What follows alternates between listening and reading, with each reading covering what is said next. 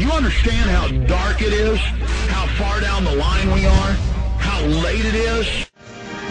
You know, I saw an article quoting Richard Stallman about attacks on the internet and its infrastructure and free speech. And I told my producer to get him on. And when the two IT guys here at the office found out about it, they were very giddy today because this guy is quite a bigwig in the architecture of browsers, the internet, you name it. Richard Stallman, GNU Linux inventor. Richard Matthew Stallman, often abbreviated RMS, is an American software freedom activist, hacker, and software developer. In September '83, he launched the GNU project to create a free Unix-like operating system and has been the project's lead architect and organizer. With the launch of the GNU project, he started the free software movement and in October 1985 set up the Free Software Foundation. You know, if I go over his whole bio, we'll never get to him, but this is one of the, you know, I know they say Al Gore invented the internet, even though it was around, 30 years ago. And I know they say he probably invented the moon, actually, and the galaxy. But, when we talk about some of the folks that have actually really contributed to the infrastructure of the free web as we know it, this guy's certainly an icon in what we know as the modern web, Richard Stallman. I want to get him on because they're trying to get rid of net neutrality. They're trying to change how the web works. The head of cybersecurity quit 2 months ago. We talked to him. He says he's not ready to come on the air right now. He's behind the scenes stuff, but he said the feds are taking it over. The Pentagon's taking over the web. And then it came out in the news that they are taking over the actual hubs of even smaller, internet, telecom systems. So to try to break all this down with us is Richard Stallman. Richard, so much is going on, and we've got you for about 45 minutes or so. It's great to have you here with us. Well, I'm pleased to have a chance again. You bet. Okay, you've got the floor. What do you think's most important? I mean, you've dedicated your, entire professional career to liberty and freedom on this wonderful thing we call the internet. How did it start? Where are we going? Well, first, I have to correct a couple of things. I've never worked on web browsers myself. I'm happy to say that there are some free, freedom-respecting web browsers, but I didn't write any of them. No, what I meant was just setting up an infrastructure. But I mean, the group they have here that you set up is involved in a whole bunch of stuff. Is my point. But go ahead. Yes, we developed first of all the GNU operating system, which gets used together with Linux, the kernel, and that's the main freedom-respecting operating system that lets you use your computer without handing over control to some company. Now, we know that Microsoft Windows has a backdoor that allows Microsoft to forcibly impose changes in software without asking permission of the supposed owner of the machine. And we know that macOS has a similar backdoor, except that it's Apple that can forcibly impose changes. They can change anything they want in the software, which means they can wipe the floor with whoever's using that machine. So, in effect, these two systems have no security at all against that particular company. And then we see U.S. senators coming out, just a real-life example of this, saying, oh, we'll just make it where if we think you downloaded music illegally or videos, no court, no jury, we'll just, quote, fry your computer. That's where all this remote access comes in. And there's so many things we could talk about. But, I mean, please continue with because I've seen them now trying to move towards making it where everything you have is on a remote server. Your computers, are no longer even really operable by themselves. They just become terminals. Please continue. Well, these are both part of the desire to regain control over what we do with our computers and with the internet. And these are not the only ways. Of course, they're bad. In fact, a PC today, any PC today, is pretty powerful compared with the machines that people were using 10 years ago.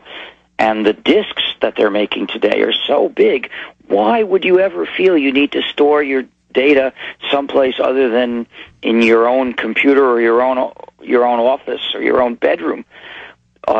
You can't even get the disks nowadays that I used to think were very big 10 years ago. Now they don't make anything that small. So we should resist this tendency, and I think it's a sort of marketing hype phenomenon, and buzzwords are being invented, including the term cloud computing, which is so nebulous that nobody can really tell what it means. It means a different thing depending on who's using it. So it's not really a coherent thing to talk about, and so I won't say anything about it. But storing some data on servers is not necessarily a bad thing when it's part of when you're publishing it. When it's, for instance, something you want to put on a web server so everybody can see it. Well, there's no great harm that's possible there. The worst that anyone could do to it is delete it and turn it off. And you'd know that. Of course, mainly that's likely to happen if somebody with power is mistreating you, but they can always do that. So the point is, there's no particular harm from, if you want to publish something, from putting it on some server somewhere.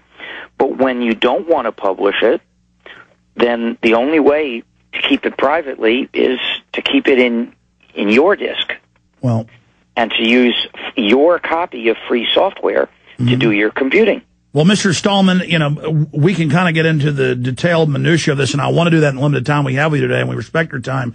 How about the big picture of what the infrastructure, the architecture of the web has been, what the establishment and, is fighting to change it over to where they have control versus what somebody who's really fought for, true freedom on the internet, should be? Well, we see a lot of ways in which people are trying to take more control. Software as a service is one of these ways. In order for you to have control of your computing, you've got to do it with your copy of a free program. If the program you use isn't free, freedom respecting that is, that means the developer controls it and the users don't. So that way you've lost control over your computing.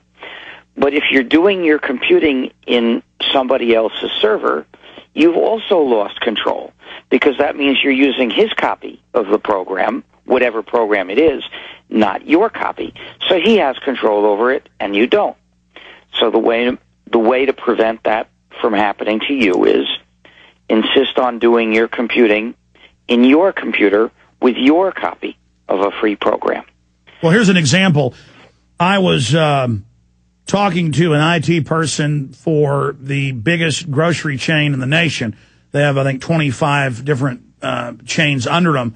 He didn't want me to say the name, but he listed and sent me documents of the German company, and then I search engined it and found the German company that's running more than half of the supermarket supply chain systems and warehouse chain systems for the food, and it's all based in Germany. They make you go through their software, through the internet and through satellites, and it breaks down every week or so for just a few hours, and everything comes to a standstill. And then he was telling me about, and I was reading about gas stations. That's why they're always shut down. And McDonald's, suddenly you can't use credit cards half the time when you're there, because it's these softwares that are controlled by a company, and it lets the other companies just have a window in. Do these other big mega corporations realize the amount of power they're turning over? I guess they don't. You see, they're not used to thinking in terms of maintaining control over their own computing. Now, this is a paradoxical case, because some big companies, just by being big, have power that's dangerous to democracy. But suppose the business isn't so big, well, then it's not dangerous. And the point is, the business is probably going to use computers, and it deserves to have control over its own computing, just as you and I do. And so they're vulnerable to this.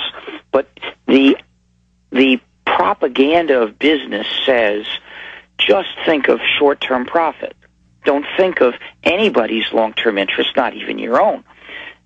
So this is why it's so common that if you let a corporation own some kind of permanent, useful thing, the corporation will strip it, because it's looking for short-term profit.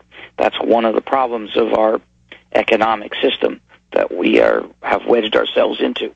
That's what they're doing now with the automakers. They're forcing them to sell off in pieces and literally strip mine it. What about net neutrality and how they're saying with Internet 2, you'll have a subdomain like on a MySpace or a YouTube, and that then they're going to try internet to, claims their own documents, phase out individual URLs, or kind of have that be in the old internet and not upgrade the hubs for that, but then basically push everybody into the new system that the New York Times said a month ago has less freedom but is, quote, safer.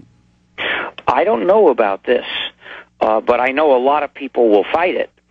For instance, the Free Software Foundation is not going to start posting its stuff through somebody else's server. We run our own servers. And I hope that other people will continue to do so. So basically, the more we build the original, real, true web, so it's really a battle of architecture then, and then we choose, just like you would choose to buy organic food to then build that market so you have more choices. We choose to use the open license software and things.